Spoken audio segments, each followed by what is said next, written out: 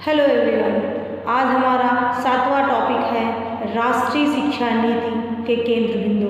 आइए इस विषय में चर्चा करते हैं। राष्ट्रीय शिक्षा नीति एक विशेष प्रकार की शिक्षा नीति है जिसके अंतर्गत शिक्षा में बदलाव किए गए हैं, शिक्षा में परिवर्तन किए गए हैं। और ये परिवर्तन क्यों हुए हैं?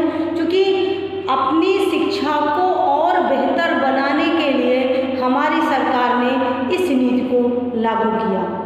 भारत में सबसे पहली राष्ट्रीय नीति 1968 ईस्वी में बनी। फिर 1986 ईस्वी में इसमें संशोधन करके दूसरी राष्ट्रीय नीति बनाई गई।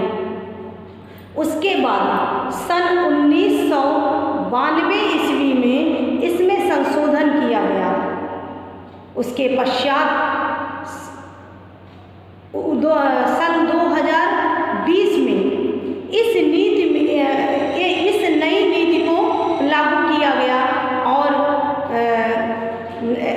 इस नीति को लागू किया गया जो 5+3+3+4 के पैटर्न पर आधारित है। हमारी भारत सरकार ने 29 जुलाई 2020 को इस नीति को घोषित किया। ये जो नई शिक्षा नीति बनी, इस शिक्षा नीति के अंतर्गत यह किया गया कि जो प्राथमिक विद्यालय के बच्चे हैं वो 3 साल तक उनकी जो शिक्षा होगी वो बिना कापी किताब के होगी, यानी खेल में उन्हें पढ़ाया जाएगा बिना कापी किताब के। इससे क्या हुआ कि बच्चों का बस्ते का बोझ कम हो गया। दूसरी इससे हमें क्या लाभ हुआ? पहली और दूसरी कक्षा में छात्रों को विषय से संबंधित ज्ञान कराया जाएगा, ऐसा कहा गया, जिससे बच्चों को पढ़ाई का बोझ नहीं लगेगा। नहीं, पढ़ाई एक बोझ है ऐसा महसूस करके वो नहीं पढ़ेंगे, यानी पहले उन्हें अपने ही विषय से अवगत कराया जाएगा।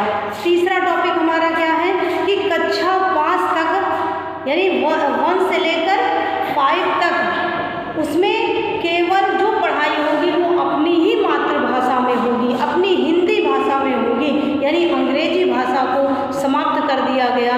अर्थात जो इंग्लिश भाषा में बच्चे पढ़ते थे, अब वो 1 से लेकर 5 तक केवल अपनी मातृभाषा में ही पढ़ेंगे।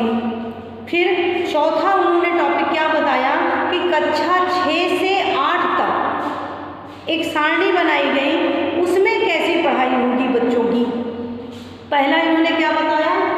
सभी विषयों को बराबर सिखाया जाएगा, यानी उन्होंने ये बताया कि जितने भी विषय होंगे कक्षा 6 से लेकर 9 तक में जितने भी विषय होंगे उन विषयों को बराबर बताया जाएगा, बराबर सिखाया जाएगा, बराबर पढ़ाया जाएगा। फिर दूसरा उन्होंने क्या बताया कि 9 से 12 तक सेमेस्टर वाइज परीक्षाएं होंगी। पहले एक ही परीक्षा होती थी, अब 9 से 12 तक 6-6 महीने को बांट दिया गया और 2 सेमेस्टर में इसको डिवाइड कर दिया गया कि इनके जितने भी एग्ज़ाम होंगे ये 2 सेमेस्टर वाइज ही होंगे।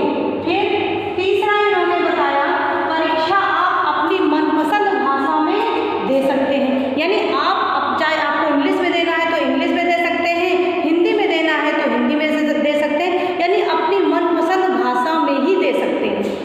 फिर चौथा इन्होंने बताया कि बच्चों का जो रिपोर्ट कार्ड है पहले अंकों के आधार पर दिया जाता था, अब अंकों के आधार पर ही केवल नहीं दिया जाएगा, बल्कि अंकों के साथ साथ उनके व्यवहार, अनुशासन और पाठ्य सामग्री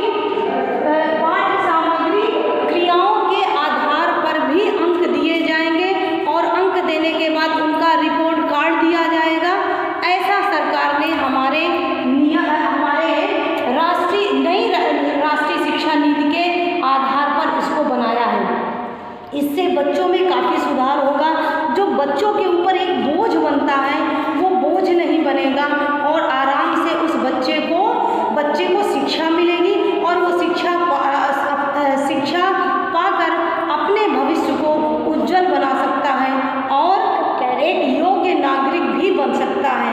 बस मैं यहीं पर अपनी वाणी को विराम देती हूँ। धन्यवाद। मम्मा का चले